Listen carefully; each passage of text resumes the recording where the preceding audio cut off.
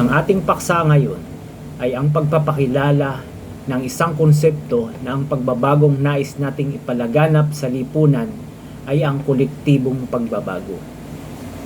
Ngunit sa pagpapalaganap ng simulaing ito ay hindi tayo makakaligtas sa isang katuwiran o komento na hango sa isang popular na kwento na madalas na ibinibigay na halimbawa o pinagbabasihan ng isang individual sa pagbabago sa ating lipunan.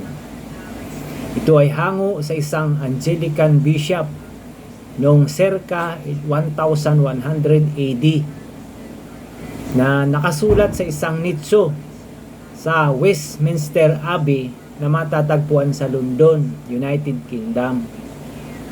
Sinasabi nito, "When I was young, I dreamed of changing the world. As I grow older, I tried to change my country. In my old age, I tried to change my family. Now, as I lie on my deathbed, I realize if I had only changed myself first." Sa wikang Tagalog, sinasabi ng mensahe na nung bata pa raw siya, ang pangarap niya ay baguhin ang mundo. Habang siya ay tumatanda, niliitan na niya ang kanyang pangarap. Sinubukan niyang baguhin ang kanyang sariling bansa. Habang siya ay umiidad, sinubukan niyang baguhin ang kanyang pamilya. Ngunit, nitong nakaratay na siya sa malapit na kamatayan, na-realize niya raw sa kanyang sarili na sana ang binago na lang niya ay ang kanyang sarili. Napakaraming motivational book ang gumagamit nito, maging sa mga seminar. Ito ay kadalasang binabanggit bilang panghuling mensahe. Sa katunayan, 60 to 70% ng mga tao sa buong mundo ay impluensyado ng ganitong motivation. At sa Pilipinas naman, 45 to 55% ang impluensyado ng ganitong motivation, ayon sa pagsusuri batay sa social logic at sa pag-aaral ng individualism versus collectivism. Hindi naman natin ito binibigyan ng mababang pagtingin. Bagamat maganda ang mensahe nito tungkol sa self-accountability, ngunit kapag ito ay ginamit sa maling paraan, nagiging scapegoat ito ng mga taong ayaw nang makialam sa lipunan. Nagiging hyper-individualism ito, isang kaisipang ang tanging mahalaga ay ang sariling bubble.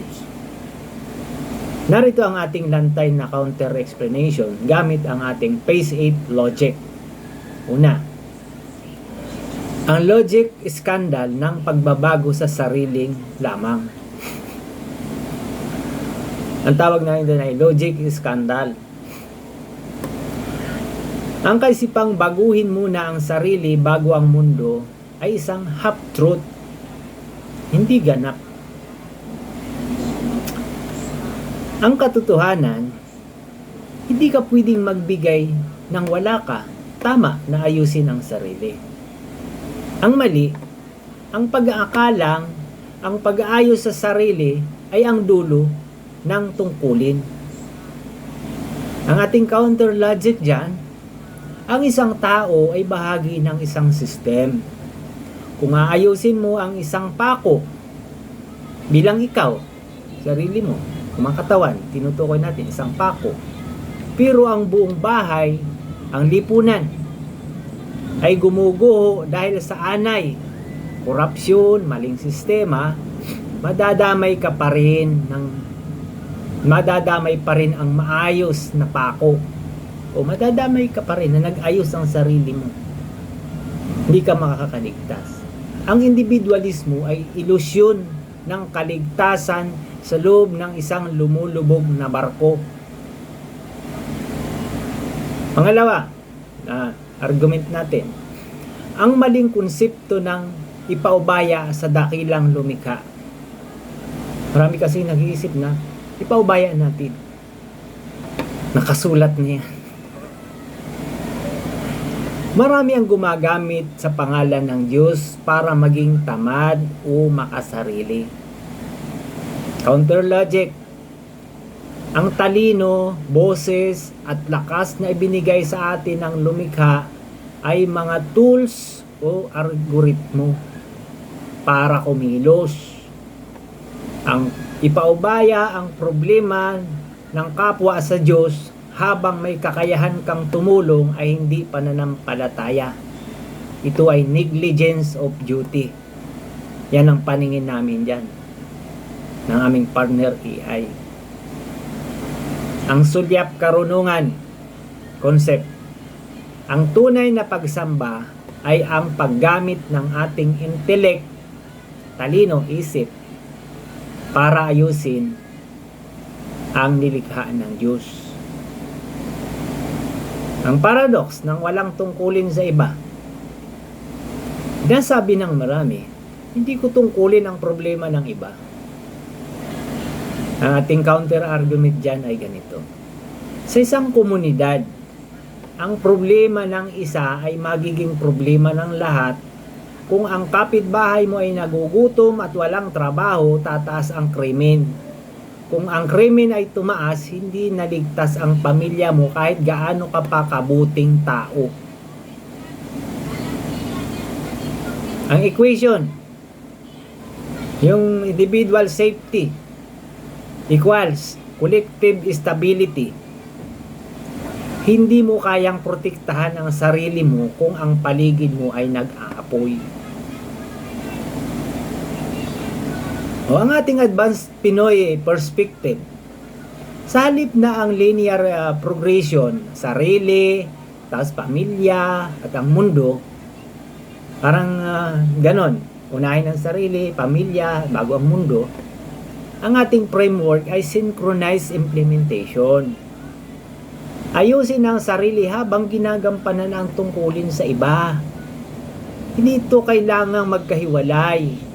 Ang paggawa ng mabuti sa lipunan tulad ng pagsisikap na magkaroon ng modern synchronized municipality project o neutral ground strategic alliance ay ang pinakamataas na anyo ng pag-aayos sa sarili. Kapag tumutulong ka sa sistema, pinalalawak mo ang iyong kapasidad bilang tao.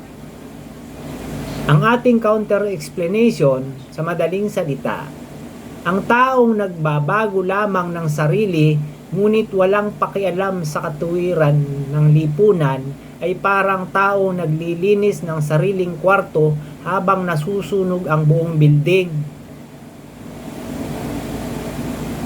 Hindi ka mabuti, ikaw ay bulag. Kapag ganon. Ano raw ang tingin natin sa ganitong paliwanag, mga partner? Ito na ba ang ating intelektual na hudyat na kailangan para magising ang mga natutulog sa kani-kanilang sariling kaginhawahan? Hanggang dito na lang muna ang ating paksa. At sa susunod ay tatalakayin natin ng malalim kung bakit 70% ng tao sa buong mundo ang kumakapit sa paniniwalang sarili ang dapat baguhin kung nais baguhin ang lipunan. At sa Pilipinas naman ay 45 to 55% ang naniniwala sa ganitong kaisipan. Yan ang susunod nating paksa. Bibigyan natin ng mas malalim na pagtalakay. Hanggang dito na lamang. Maraming salamat sa inyong 9 na minutong panunood sa akin. The power of the brain be with you always.